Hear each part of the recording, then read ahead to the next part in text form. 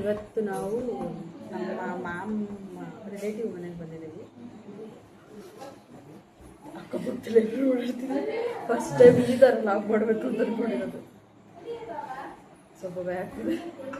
ನೋಡಿದವ್ರು ನಮ್ಮನ್ನೇನು ಮುಚ್ಚಿತು ಅಂತ ಅನ್ಕೋಬಿಟ್ಟು ಅದು ಕಷ್ಟ. ಇನ್ನು ಸೇರೆ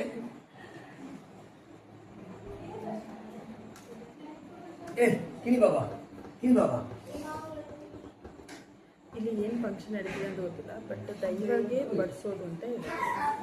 ಸೊ ನಾನು ಯಾವತ್ತೂ ನೋಡಿಲ್ಲ, ನಾನಷ್ಟೇ ಅಲ್ಲ, ನಾವು ಯಾವತ್ತೂ ನೋಡಿಲ್ಲ. ಅದಕ್ಕೋಸ್ಕರ ನೋಡೋಣ ಹೇಗಿರುತ್ತೆ.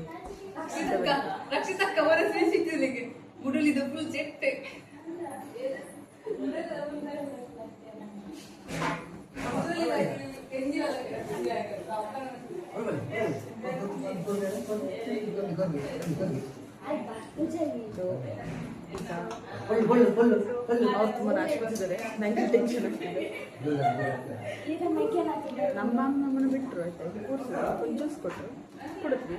ಅವ್ರು ಹೋದ್ರು, ಅವ್ರ ಕಸಿನ್ಸ್ ಮುಗಿತು.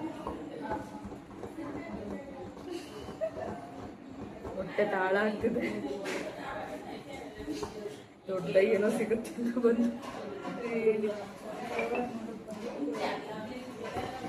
ಹಾಸ್ಟೆಲಲ್ಲಿರೋ ಮೆಂಟಾಲಿಟಿ ಅದೇ ಅಲ್ಲ.